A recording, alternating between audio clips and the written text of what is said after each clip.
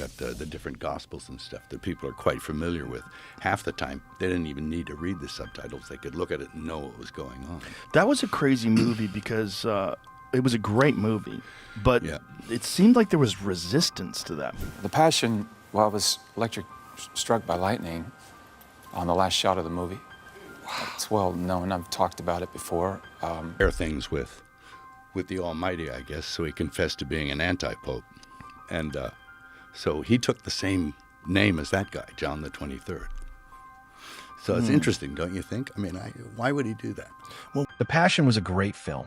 Even people who didn't agree with it usually admit that much.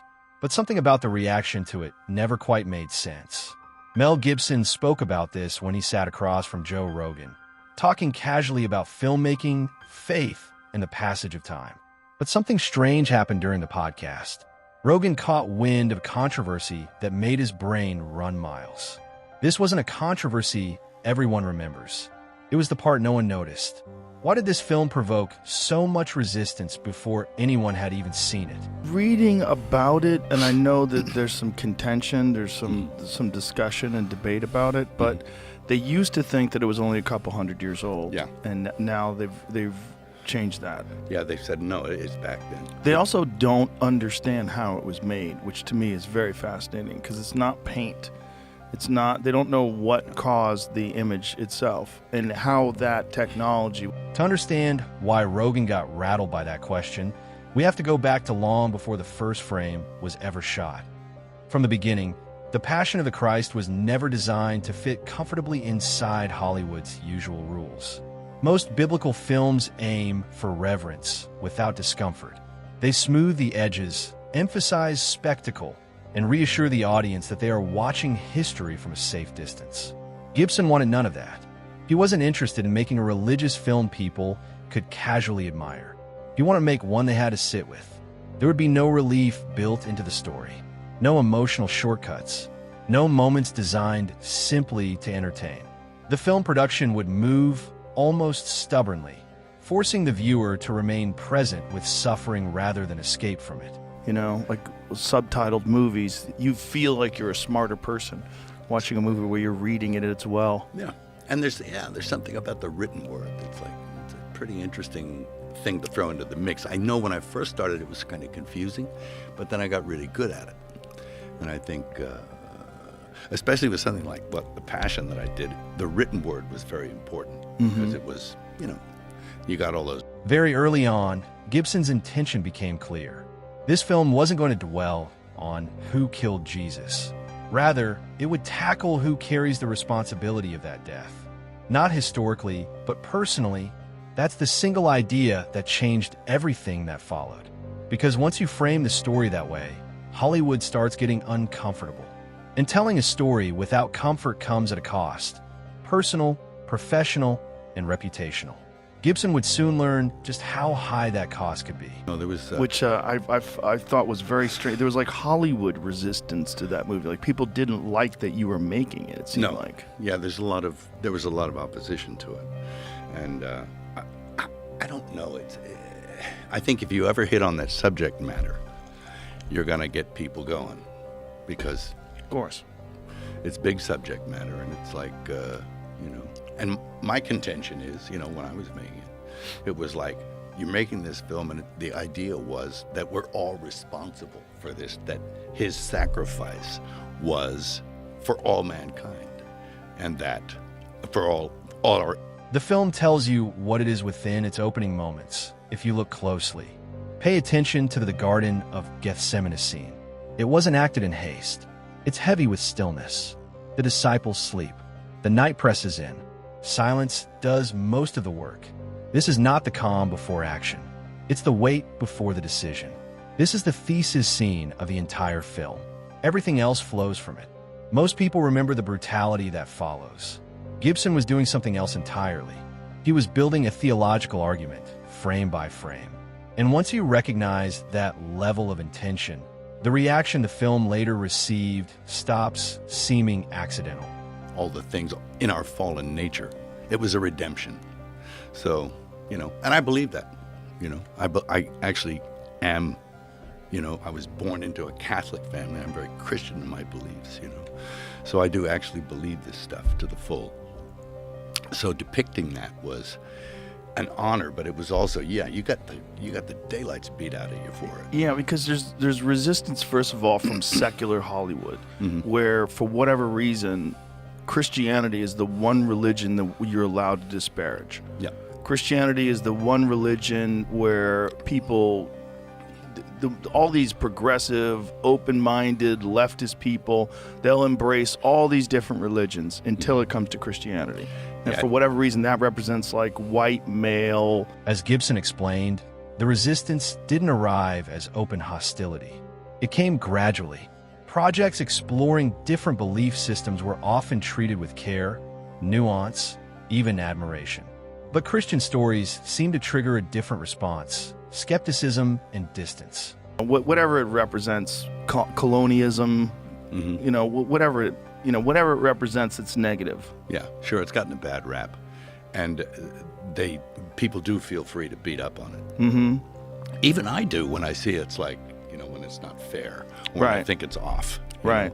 Like, you know, when they appoint some cardinal in some diocese and he's been covering up for like people who are child molesters. Yes. Or, you know, like Theodore McCarrick or Cardinal Wuerl or those kind of guys. I mean. Or the Pope. Yes, yeah. absolutely. I'm Benedict.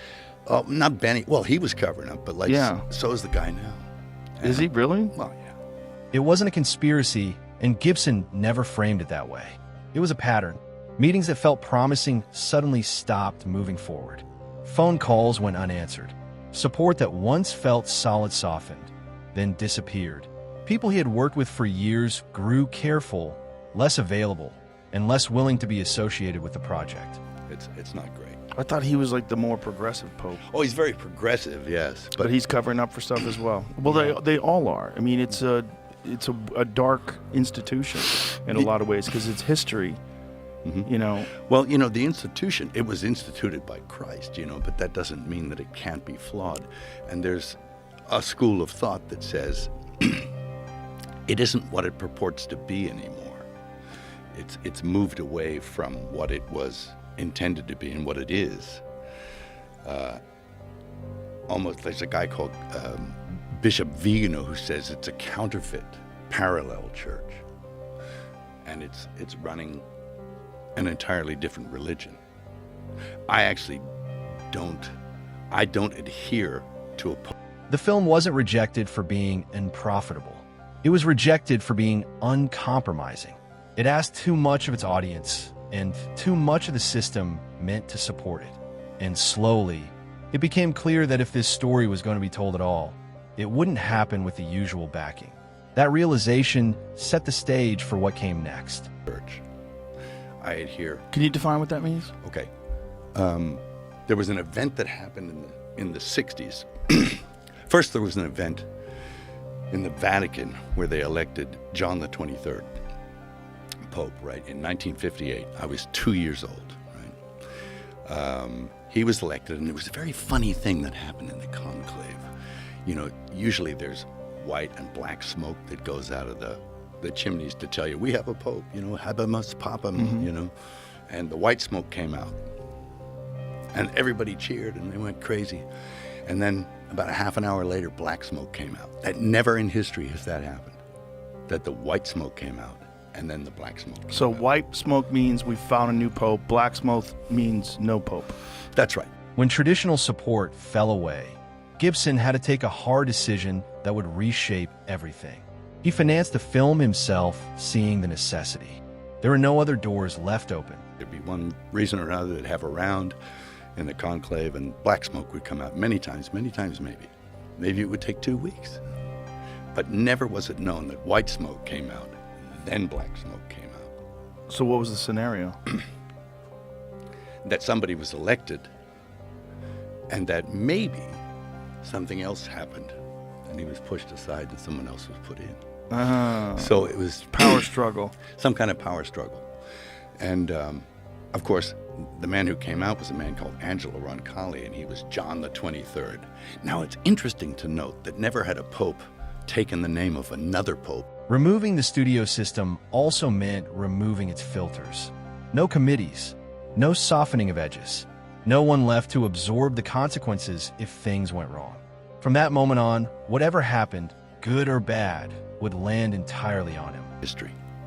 But this man took the name of a known anti-pope from the 15th century that Cosimo de' Medici put in there as his own man. I'll get you in the chair and then everything will be rosy. You know, everything will go good for business, you know, whatever he was putting him in there for, some corrupt reason. But, and there have been corrupt men in that place before. I mean, there's Alexander VI and Julius II and Sixtus IV. I mean, some of these guys are, you know, they're not saints. So he took the name of a known anti-pope from the 5th century who actually said, yes, I'm an anti-pope. Sorry, I'm not the right guy, because there was more than one, and he confessed. This kind of freedom comes with a price. Without institutional protection, every creative risk becomes personal. Every criticism is direct, and every failure is public. But it also meant the film could remain exactly what it was intended to be. And he wanted to, you know, square things with the Almighty, I guess, so he confessed to being an anti-pope. And so he took the same name as that guy, John the 23rd. So it's interesting, don't you think? I mean, why would he do that? Well, whenever you have that kind of power, like I'm sure you've been to the Vatican, right? Yeah. It's stunning. Yes, it's huge. It's so crazy. When you're walking around, you see just the massive amount, just the dollar value in the art that they possess. Yeah. It's fucking insane. It's crazy, yeah. And, you know, it's a very small country. It's a country. Yeah, it's a country inside of a small city. Yeah. Because Rome's not the biggest city. No. And then it's got a country inside the city Yeah. with walls around. Gibson's decision raised the stakes far beyond money or reputation. It changed the atmosphere of the entire production. And as filming began, it became clear that the consequences wouldn't remain theoretical for long. As production moved forward, the set itself began to feel different. Looking at the actor who played Jesus, Jim Caviezel, his injuries weren't staged. The cross was real. But would you just tell us some of the things that happened while you were making The Passion of the Christ, just to show you the power of the enemy trying to stop that movie from coming out? The Passion, well, I was struck by lightning on the last shot of the movie. It's well known, I've talked about it before, but prior to that, it was shoulder dislocation, and I mean, it happened in the weirdest areas of the movie. There's a piece where Mary runs to Jesus, and she says, "I'm here," and in this take, I went down, and if you put on slow-mo, you'll see the stream of blood coming out of my mouth. I almost bit my tongue. His shoulder dislocated during filming. He has spoken about it several times, how he was struck during the scourging scene, leaving lasting physical damage. What appeared on screen wasn't carefully manufactured suffering. It was endured. Well, but that is a very bad one. And I think it's all part and parcel of the same corruption that crept in. And when you asked what's the difference between pre-Vatican II, so Vatican II happened, and of course they took the church and they reformed it, and they changed things in it, and it didn't necessarily agree with everything that went before it. And up to that point, yeah, you could find it agreed with itself, but all of a sudden, you got something else, to the point where now, I mean, we got a pope that brought a South American idol into the church to worship. Really? He did. The Pachamama. He brought the South American, and he got I don't know what that is. Then there were the incidents no one could quite explain. Lightning strikes during filming. Crew members were left injured and shaken. Moments that interrupted the rhythm of production and changed the mood on set. It's kind of like a South American god, Pachamama. Why would he do that? Good question. But he did. Did he have an explanation for why he did it? Yeah, it's kind of a weasel-worded thing of like, oh, all religions are just as good as one another. But, you know, if that's his contention... He shouldn't be the Pope. No. I mean, how can you be the Pope if you say all religions are just as good? Yeah, we all worship, you know. So, yeah, there's the Pachamama. There you go. So he brought that in. Yeah, into the Vatican. Then the hierarchy even worshipped. They had a ceremony around it outside. What? So, well, that constitutes apostasy. Yeah. Joe. That's an apostasy Yeah. move, all right? Worshipping false gods. Yeah, that's number one on the Mosaic hit list. you know? Yeah. Moses goes up on the mountain, he comes back down, people are worshiping a golden calf. Yeah. You know, it's No one was instructed on how to interpret these events. They were simply witnessed, whether by coincidence or something else. The people there didn't walk away unchanged. Yeah. so you can't do that. And for me, that's a departure from what Yeah. you know, that's called apostasy. Right. It's a falling away from it. And the very nature of apostasy means that you have to be part of it to fall away from it. Mm-hmm. So it's an inside job. Ah. Yeah. So what do you think there's a motive behind these things? I don't think well, probably. What do you think it is? I don't know. If But it isn't good. I think, look, we're looking at a world where, and this is in the next film I'm going to, The film had crossed a subtle line. It was no longer a project being made. It was something being lived through, and that would soon reveal deeper levels of transformation, ones that had nothing to do with physical wounds. And just started coming out. Turned over to her and I say, Elohimi, Bohod Mother, Chodaha Chadesh, I make all things new. All things new. And my shoulder had just been, the AC joint had been ripped so badly, I could barely get it over in this particular take. So it was like, and Mel talks about it was like a little baby that I cherished the cross, but in truth, I was screaming in pain to get my arm over the cross, but I was trying to stay calm. You know, most people don't realize that these little mistakes were miracles. And what I've noticed is Jesus, if you're close to him, he doesn't prevent you from suffering. That his closest friends. What lingered most for many involved wasn't spectacle or controversy. It was exposure, spending months immersed in a story built around suffering, responsibility, and meaning leaves a mark, whether you expect it to or not. tackled this question. That there are big realms, spiritual realms. There's good, there's evil, and they are slugging it out for the souls of mankind. And my question is, why are we even important? Little old flawed humanity, why are we important in that process where the big realms are slugging it out over us? And I think there's bigger things at play here. And institutions that purport to touch on the divine are necessarily going to be affected by that slugfest that's going on between good and evil. Right. And sometimes good gives up ground. yeah, and maybe not on purpose. So this story that you want. Some actors entered the production detached and skeptical, but by the end, a few spoke openly about a change in how they understood faith, sacrifice, and consequence, not through persuasion, but through proximity.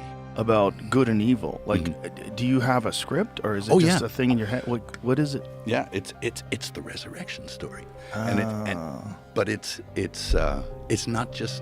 not linear, because you can't really. It's hard to understand, so it's got to be put in a framework where you answer a few other questions as well, and you have to juxtapose the event itself against everything else, so that it makes some kind of sense in a bigger picture, which is a hard thing to do. And it took my brother and I and a guy called Randall Wallace, plus my brother and I, took us 6-7 years to write it.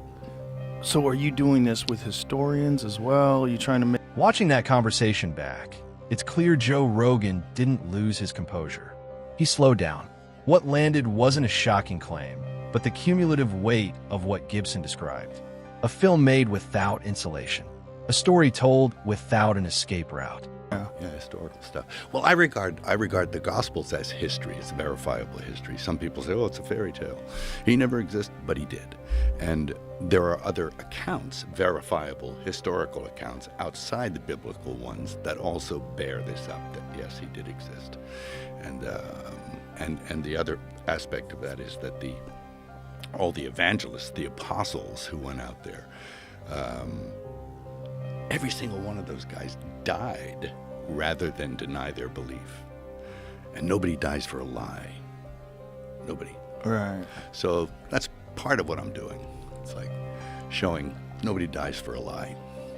Yeah. Well, the resurrection is the one that is the most difficult for people to swallow. Yes. That is the one that. Rogan is used to hearing strong opinions. But what caught him off guard on this one was the cost. The idea that someone would remove every layer of protection and accept whatever followed, criticism, isolation, misunderstanding, simply to tell a story as they saw it. That's the part that lands differently when you hear it out loud. With him. That's right. The greatest pain I ever felt on that film, even more than the hyperthermia, I was in a dream and I felt God's love. It was so powerful, but I knew he wasn't close enough. And I said, you're not close enough to me. And my concern is the world won't see Jesus. And he said, if I do, you may not like me. And I said, no, you must come. So when we were on the cross together, he was completely playing the scene. And that was my prayer. I don't want the people to see Jim Caviezel. I want them to see Jesus. I want them to see you. But the pain I felt was all those people in the world that do not love him, all his children that do not love him. Yeah. Well, I'll love him. I will love you. And I want you. That unease from the beginning never really leaves. It deepens. The passion of the Christ did not endure because everyone agreed with it, but because it refused to make agreement the goal. It carries the marks of a story told at 3 levels of cost: personal, professional, and emotional.